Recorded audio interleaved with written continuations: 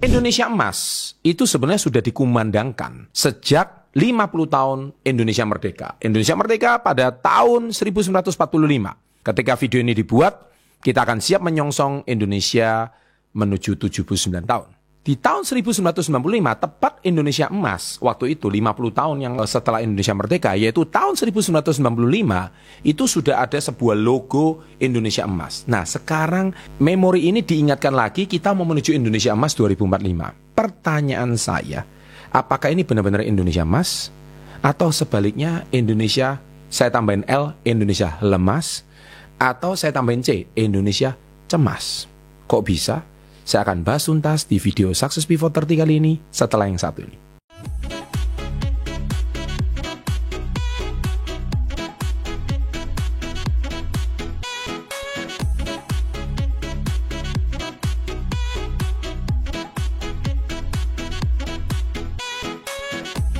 Welcome to Success Before 30 Business and Financial Mentoring. Sahabat SP30, salam hebat luar biasa. Kali ini saya akan membahas sebuah tema yang sangat menarik yang dikumandangkan oleh pemerintahan kita sekarang yang dipimpin oleh Presiden Indonesia ke-7 Bapak Insinyur Haji Joko Widodo, yang mana akan dilanjutkan oleh Presiden terpilih yang ke-8 yaitu Prabowo Subianto. Di video saya kali ini, saya akan membahas tentang sebuah meme di Facebook. Meme-nya itu berbentuk seperti ini. Jargon Indonesia Emas pertama kali itu sebetulnya ada pada tahun 1995, pada peringatan 50 tahun proklamasi kemerdekaan NKRI. Karena kita akan menyongsong kembali 2045. Bisa saya katakan kalau jargon ini akan muncul setiap 50 tahun sekali. Jadi ini adalah sebuah joke ya, yaitu Indonesia Emas muncul, ya kan? Indonesia Emas muncul. Indonesia Emas muncul dan Indonesia akhirnya rest in peace. Nah, ini sebetulnya sebuah meme. Saya tidak mau bahas dari sudut pandang meme-nya, tapi saya mau bahas dari sudut pandang ini, yaitu kata Indonesia Emas. Saya bacakan sedikit ya dari artikel ini. Indonesia Emas itu tonggak yang sangat penting bagi Indonesia, bla bla bla bla, perjuangan membebaskan diri dari penjajahan, perjuangan menggapai kemerdekaan. UUD 1945 dengan tegas menyuratkan bahwa sesungguhnya kemerdekaan itu hak segala bangsa, itu sudah pasti di Undang-Undang Dasar 45. Penjajahan di atas dunia harus segera dihapuskan karena tidak sesuai dengan peri kemanusiaan dan peri keadilan. Perjuangan pergerakan kemerdekaan Indonesia telah sampailah pada saat yang berbahagia dengan selamat sentosa mengantarkan rakyat Indonesia ke depan pintu gerbang kemerdekaan negara Indonesia yang merdeka, bersatu, berdaulat, adil, dan makmur. Nah, jadi untuk mencapai pintu kemerdekaan, maka rakyat Indonesia itu melakukan perjuangan kemerdekaan rakyat Indonesia. 50 tahun mengisi kemerdekaan adalah masa yang relatif panjang, namun dalam perjalanan mengisi kemerdekaan adalah perjalanan yang panjang, mempertahankan kemerdekaan persatuan malah harus tetap berdaulat. Nah, umat Hindu, karena ini saya ambil artikel dari salah satu buku agama Hindu, dan Digarahayu Indonesia, Indonesia Mardika Wijaya. Dan ini daftar isi, dan ini penyunting dirilis tahun 1995. Jadi buku ini sebenarnya diciptakan sekitar hampir 30 tahun yang lalu. Nah, pertanyaan saya, tak terasa setelah buku ini diterbitkan, waktu itu program Indonesia Emas sudah dicanangkan. Tak terasa 30 tahun kemudian buku ini mengingatkan kembali tentang Indonesia Emas. Sekarang saya rasa dengan keanekaragaman sekarang, saya lihat apakah kita ini masih optimis menuju Indonesia Emas. Nah, kenapa saya katakan optimis? Karena kita mulai berangkat dari statement ini. BPS mengeluarkan data statistik yang mengkhawatirkan 10 juta genset Indonesia tidak bekerja dan tidak kuliah. What? Saya rasa Anda sekarang sudah mulai banyak melihat konten-konten creator dan berita-berita yang membahas ini. Dan ini menimbulkan satu keresahan tersendiri. Kenapa saya katakan ini sebuah keresahan tersendiri? Karena 75 juta genset, 10 juta itu tidak melakukan apa-apa. Mereka cuma rebahan, mereka tuh dikit-dikit kalau bekerja cari hustle culture, dan mereka tuh selalu, ini alasan yang paling klasik yaitu Buat apa saya kuliah? Karena yang saya kuliah juga tidak relevan dengan pekerjaan yang saya inginkan. Karena mata kuliah yang saya ikuti tidak menjamin saya mendapatkan pekerjaan. Which is itu betul. Karena bisa jadi Anda sekarang kuliah. Kalau Anda kuliahnya tidak spesifik contohnya. Misalkan kalau Anda tidak kuliah penjuruan yang benar, keprofesian yang benar. Misalkan Anda mau jadi dokter. Ya buat apa? Kalau Anda memang tujuannya hanya ingin make money, ya nggak perlu jadi dokter. Kecuali Anda memang benar-benar ingin jadi dokter, Anda mau praktek, ya Anda harus lulus jadi dokter. Jadi kuliahnya masih relevan. Karena kuliah yang dibutuhkan untuk profesi. Contoh lagi, saya mau menjadi seorang arsitektur. Nah, arsitektur itu sudah jelas Anda mau menjadi seorang profesi. Anda wajib kuliah. Tapi kalau Anda kuliahnya cuma mohon maaf sarjana ekonomi, apakah Anda keluar akan menjadi seorang ekonom? Ya belum tentu. Kalau 70 tahun yang lalu kayak ayahnya Bapak Prabowo Subianto, seorang ekonom, pegawan ekonomi, oh itu benar. Karena waktu itu luar biasa dan mungkin saat itu sarjana ekonomi yang saat itu mungkin gelarnya DRS atau Dr. Andes, ya memang sangat dibutuhkan. Tapi apakah zaman sekarang masih relevan?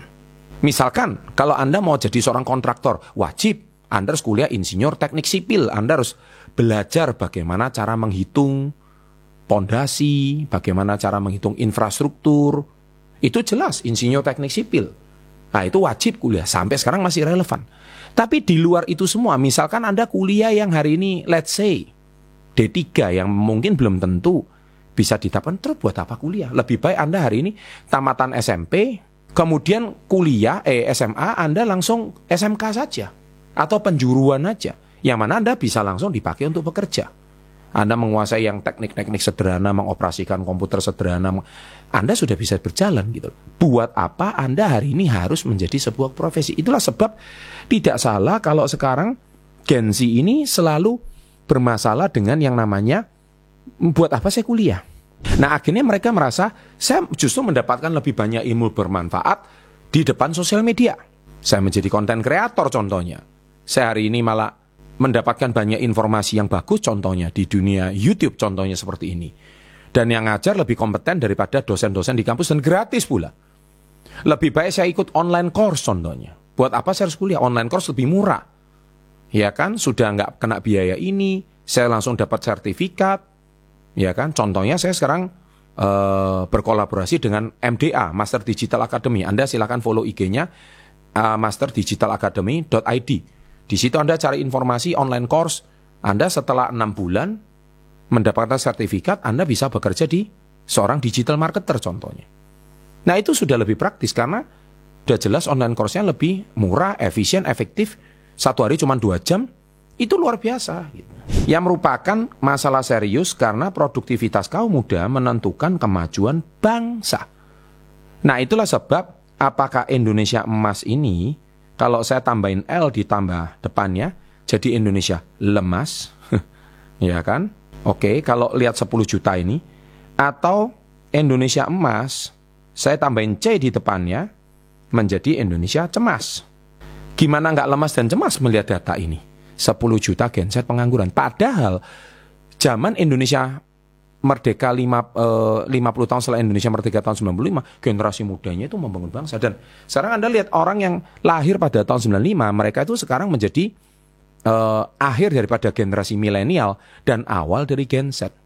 Dan 95, mereka yang 95 awal itu sampai sekarang ini, mereka ini adalah orang-orang yang saya yakin adalah orang-orang yang sebetulnya menjadi pemuda masa depan bangsa.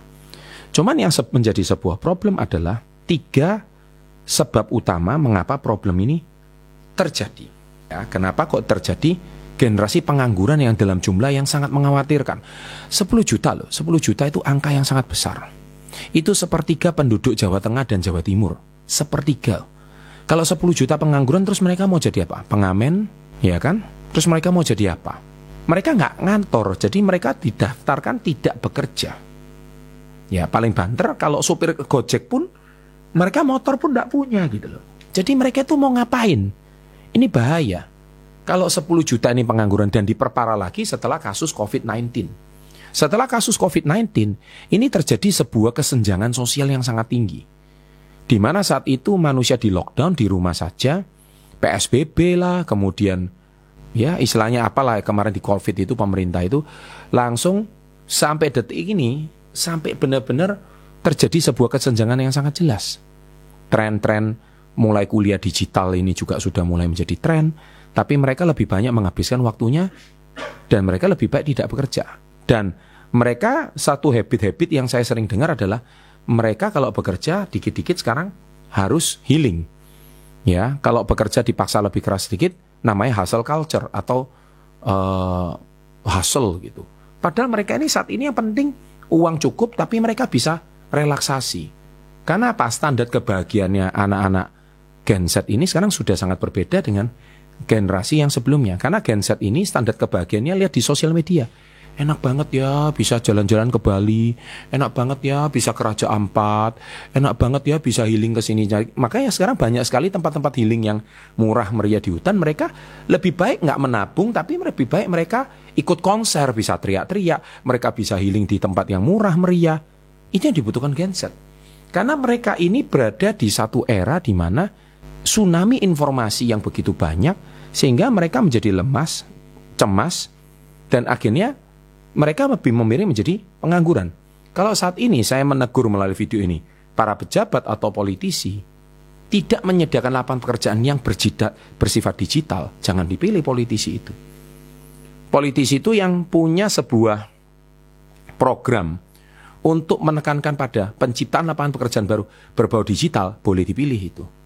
Kenapa? Anda nonton informasi ini dari channel saya juga, saya menekankan digital. Makanya saya berkolaborasi dengan MDA. Ya, itu supaya Anda benar-benar mempunyai sebuah masa depan yang jelas. Dan 10 juta ini kita bisa kurangi angka penganggurannya. Ya, tentu ini mau dihilangkan jadi nol agak sulit.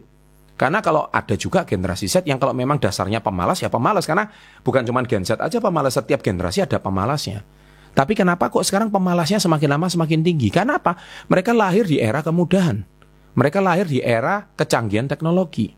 Kalau di era kami, dulu mau pesan makanan harus keluar rumah, mencari makanan, berjuang. Sekarang tinggal mencet tombol Grab atau Gojek atau GoFood, makanan sudah diantar ke rumah dalam waktu setengah jam.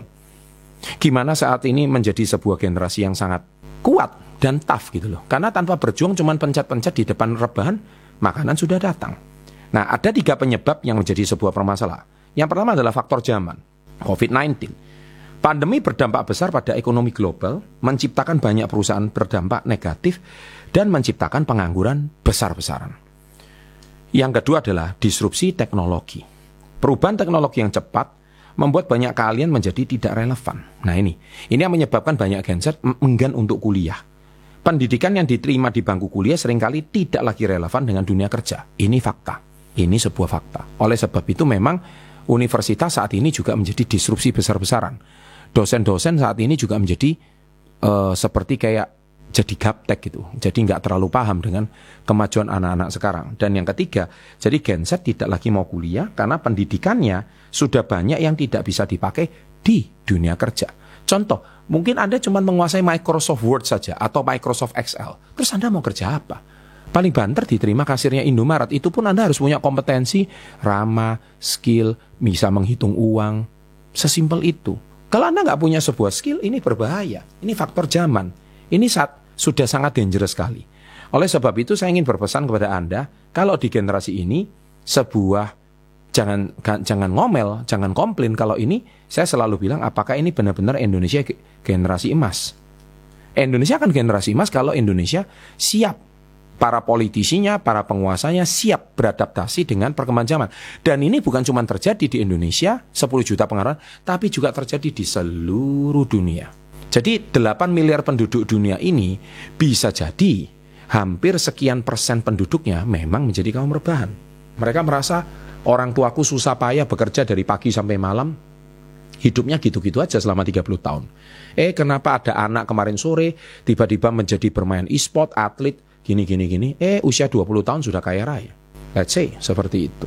Makanya dari sini kita harus lihat bahwa zaman memang menuntut kita menjadi sangat berbeda. Yang kedua adalah faktor government atau pemerintah. Pendidikan yang tidak adaptif, kurikulum pendidikan yang tidak lagi relevan dengan kebutuhan masa depan. Seperti SMK yang masih mempelajari teknologi lama. So ini masukan juga video ini untuk para pemangku kebijakan. Saya juga mau memberikan masukan pada menteri kita yang tercinta, founder daripada Gojek, Bapak Nadiem Makarim.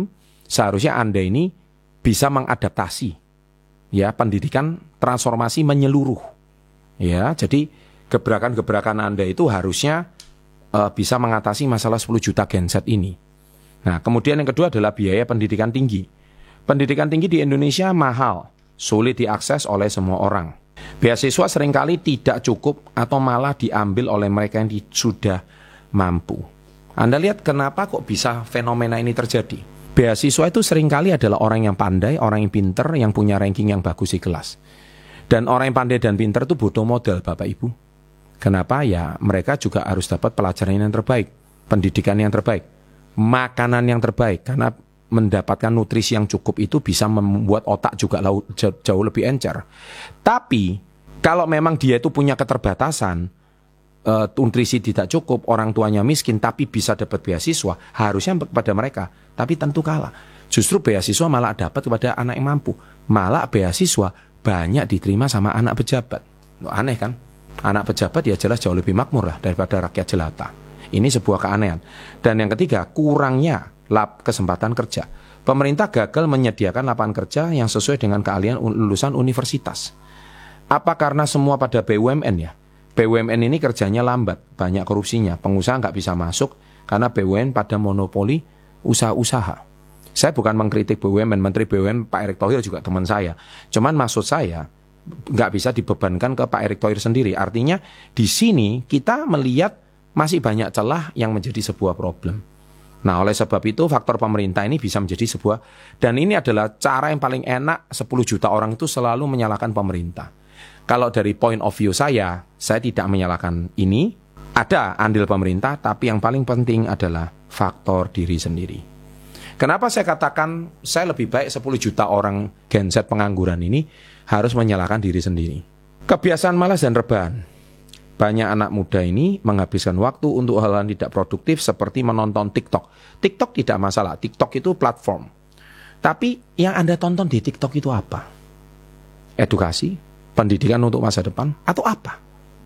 Atau Anda cuma cari hiburan, ketawa ketiwi, happy-happy, lihat wanita seksi, apa itu aja?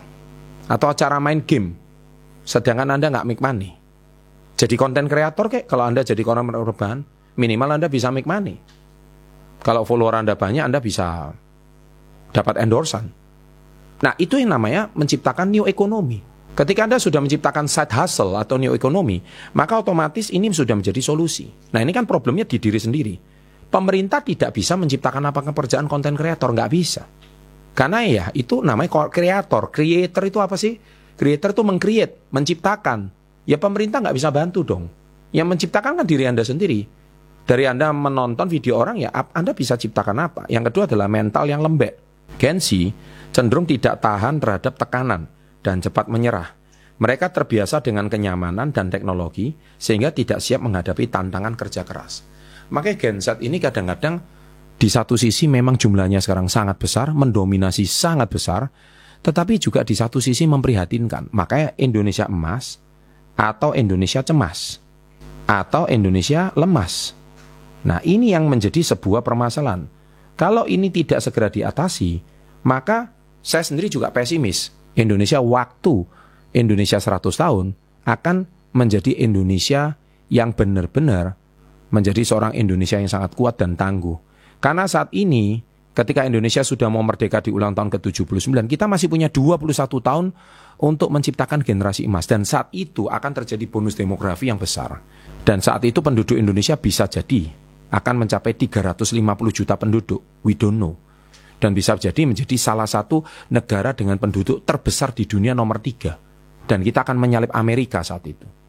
Saat Indonesia menyalip Amerika saat itu menjadi negara dengan penduduk terbesar nomor 3 di dunia, bonus demografi. Tapi kita justru malah menciptakan generasi muda yang tangguh atau generasi muda yang lemas dan cemas.